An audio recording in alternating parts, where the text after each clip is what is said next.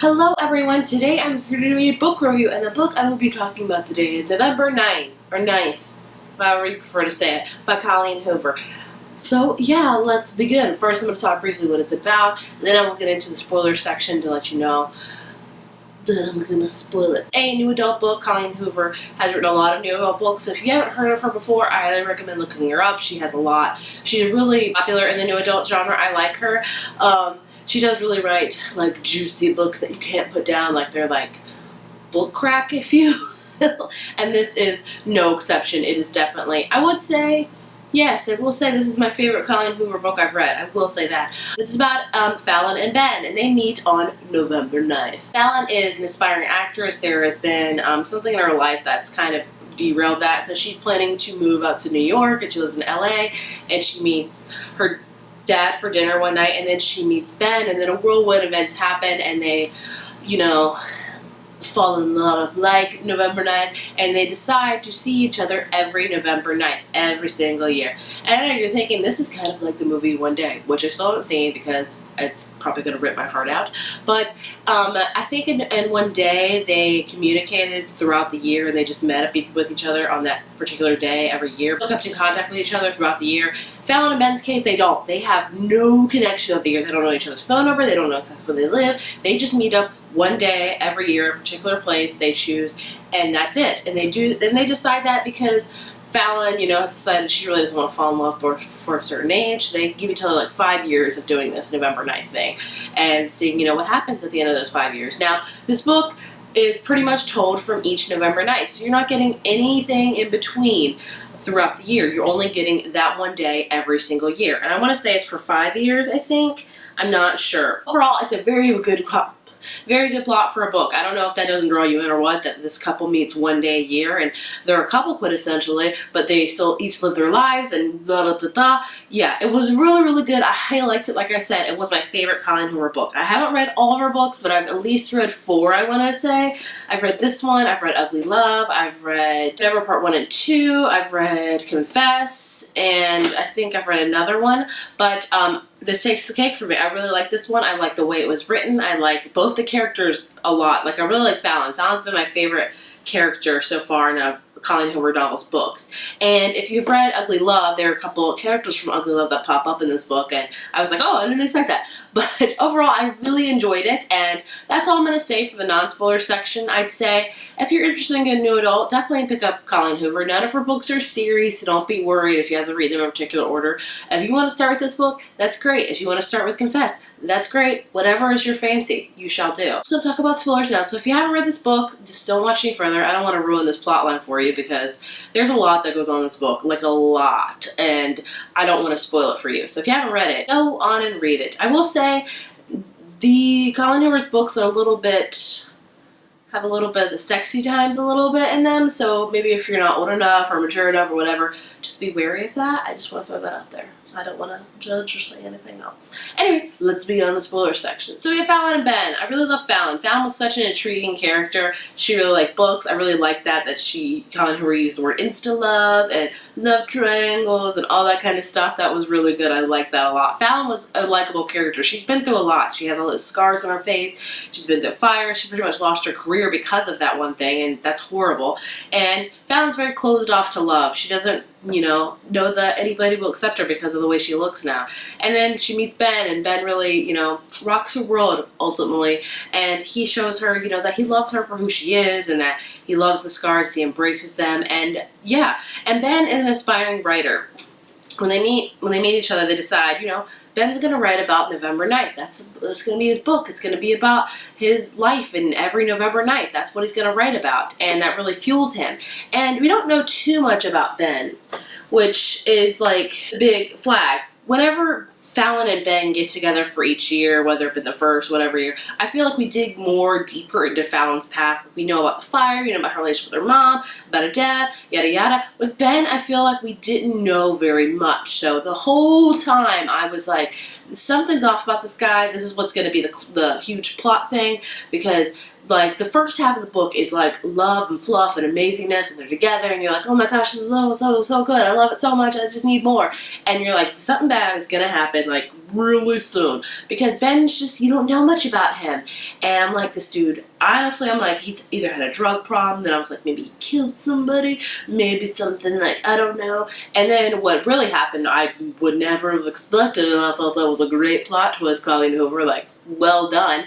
But I think everyone, when you read this book, you're going to suspect Ben, because he's just, something's off, you know. There's not been a lot told about him. Every year is like more and more heartbreaking. Like, Colleen Hoover, this is like the most heartbreaking book I've read when it comes to Colleen Hoover. I've read some sad books. Here they meet up for the November 9th, and for the first like couple years, it's really, really good. It's really lovely. It's really something. And then the last half of the book slaps you in the face with all this freaking heartbreak and grief, and you just want to go put yourself in this hole and put blankets and never come out because you're so sad, because this book is just downward spiral of depression. So the first November is when they meet. The second November, they get a little bit more, I think they both fall in love that November. The third November, that's when Ben's brother dies. And I did not see that coming. Apparently there's like a Colleen Hoover car crash thing that happens in every one of her books. I didn't know that, but it falls on Ben's brother, Kyle, which is really, really sad.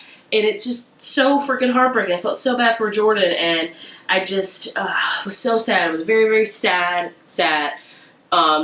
year. And the fact that, that decided, Jordan will probably move out. She'll probably move back to Nevada, I think, where her family's from, and he'll go live with New York and with Fallon, and they'll be together. Like, they'll be together. It won't be no more 1 a year thing and done. They'll be 100% together. When Jordan agrees to stay there, that throws up a whole thing. Fallon decides, I'm just going to make this easy, and I'm going to leave, because he should stay there, and he should help her and help with the baby and just be there for his family. And yes, it was very, very tough. It's like a thing of what would you do? What would you do? Fallon's having a great life in New York. She's really enjoying life and things like that. So what if she would have decided to come live with him? I think that would have been reasonable, honestly. I think that would have been doable. But, she made the decision that he needs to focus on his family, which I agree with. But I still think you can focus on family and be in love at the same time. That's just me. But, books are books, so it's always going to be these ultimatums and these horrible situations that would happen in the most horrible way, because that's how books go. And that's why they're awesome, and that's why you want to read them. And, you think a lot especially when I read romance novels, about what I would do in this situation. What would this be like in my life? What would I do? And, a lot of times I decide something different for myself if I was in the book, if it was me. But then again, I'm not in the book. This is a fictional story. It's got to be fictional. It's got to be heart-wrenching. It's got to be gush-worthy. It's not personally my life. So I don't know. That was a tangent. I'm just saying that there could have been other options, but ultimately Fallon decides to up and leave, and, decides that this is, it's gonna be it, he's got to focus on his family for a year. He's got to really get into it. And Ben was heartbroken. It was just, you could see it, you could read it. It was all so, so sad. And then the next year, I would have never guessed that he would have gotten together with his dead brother's wife. I would have never guessed that. And, the way he explained it as they were raising a child and they got closer, and I'm like, I get that, but I don't get that. I mean, I just don't know. I'm like, that's your dead brother's wife. That's weird. That's just, I don't know, man. It's just like you guys are, it's just no.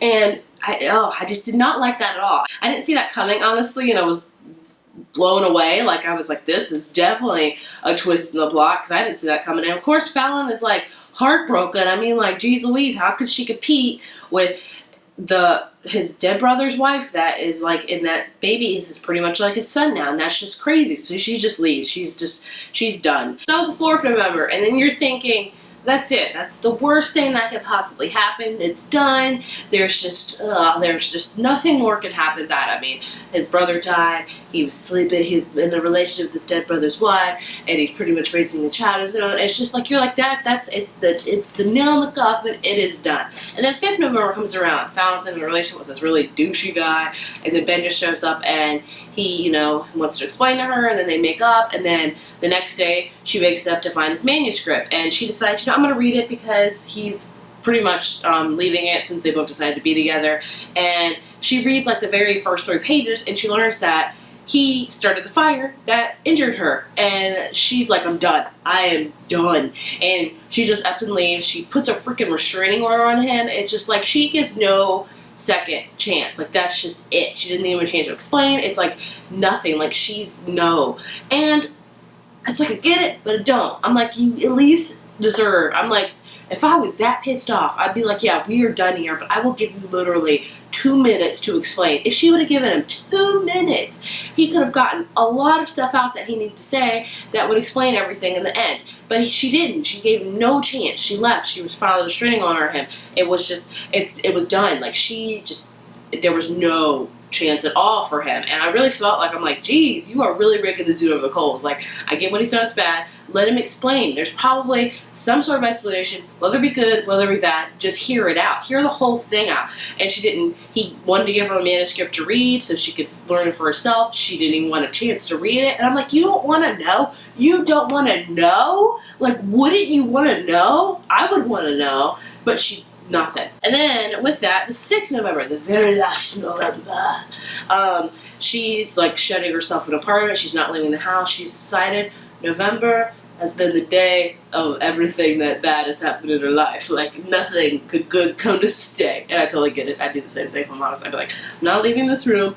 I'm not leaving anything because this day is cursed.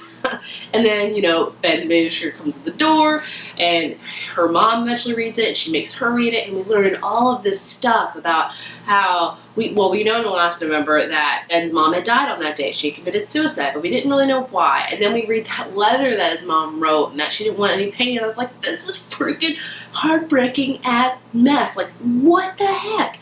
And then, you know, we learn more things about how he was 16. I think he was 16. I don't know.